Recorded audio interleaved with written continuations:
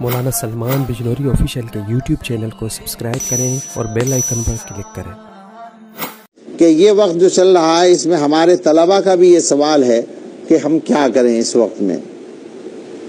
تو مشترک طور پر تو ایک جواب ہے سب کے لیے کہ وقت کو کام میں لگائیں، مطالعے میں لگائیں، درسیات کی تیاری میں لگائیں. اگر درسیات کی کتابیں موجود نہ ہوں تو قرآن کریم کی تفسیر کا مطالعہ کریں، سیرت کی کتابوں کا مطالعہ کریں، مطالعے میں اپنے وقت کو زیادہ سے زیادہ صرف کریں.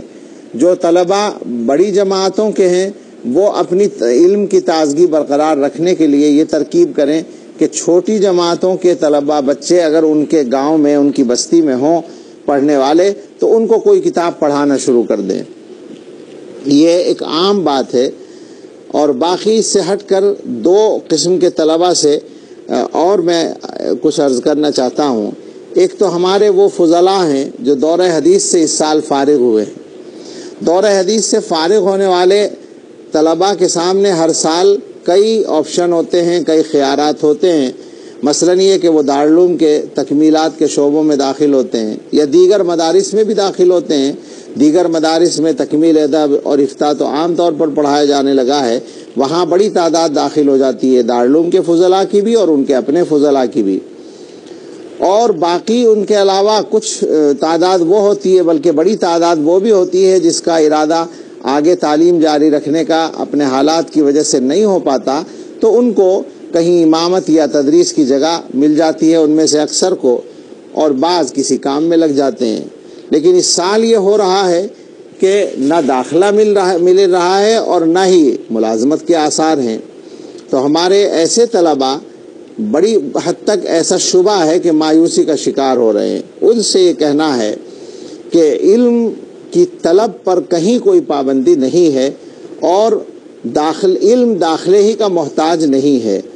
آپ اپنا علمی سفر جاری رکھیں، اور اگر آپ نے کوئی فن سیکھنے کا ارادہ کیا تھا اس ارادے کو بدلنے کی فکر نہ کریں.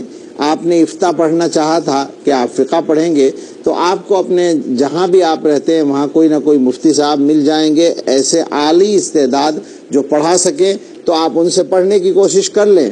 آپ تفسیر پڑھنا چاہتے تھے تو کسی عالم سے تفسیر کے اسباق لے لیں، یا اور ادب وغیرہ پڑھنا چاہتے تھے تو ایسے علماء اپنی اپنی جگہوں پر ضرور مل جائیں گے. ان سے آپ استفادے کا سلسلہ جاری رکھیں اور یقین رکھیں کہ کسی بھی فن میں مہارت کسی شعبے میں داخلے کی محتاج نہیں ہے.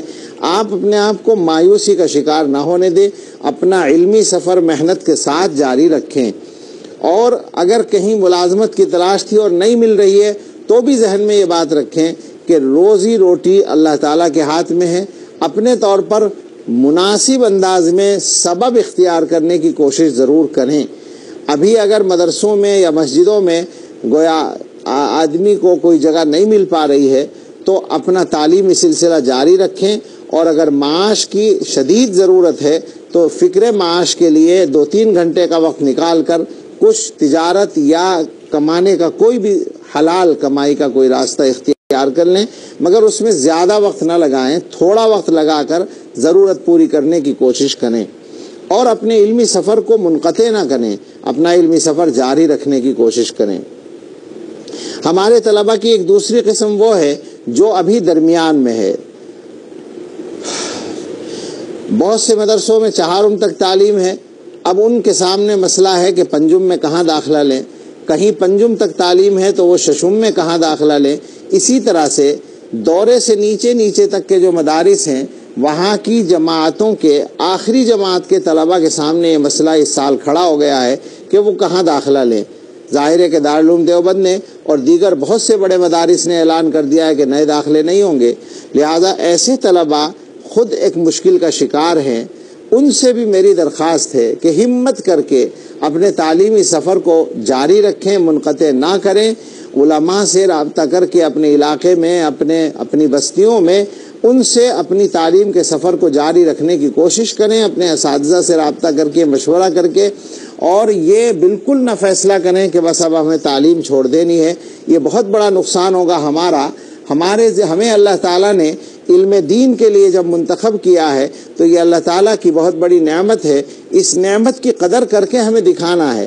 ہم نے آسان حالات میں بہت پڑھ لیا ہے، اللہ مشکلات کو دور فرما دے، لیکن اگر کوئی چھوٹی موٹی رکاوٹ آئی ہے تو اس کی وجہ سے ہمت ہارنا یہ غلط ہوگا۔ اللہ تعالیٰ بعض مرتبہ بندوں کو آزماتے بھی ہیں، بے شک ہم آزمائش کے لائق نہیں ہیں، ہم اپنے رب سے دعا کرتے ہیں کہ اللہ تعالیٰ ہمیں کسی آزمائش میں مبتلا نہ فرمائے، لیکن بہرحال جو حالات آئے ہیں ان میں ہمت کے ساتھ ہی حالات کا مقابلہ کرنا ہوگا۔ کل ملا کر یہی کہنا ہے۔ اسی طرح حفظ کے طلبہ سے بھی کہا جا سکتا ہے کہ وہ اللہ تعالیٰ کی عظیم نعمت حفظ قرآن کو چھوڑنے کی بالکل کوشش نہ کریں، بلکہ اپنے حفظ کو اپنے یہاں اپنے بستی کے یا مدرسے کے اساتذہ کے ذریعے جاری رکھنے کی کوشش کریں اور اس سعادت سے اپنے آپ کو محروم نہ ہونے دیں۔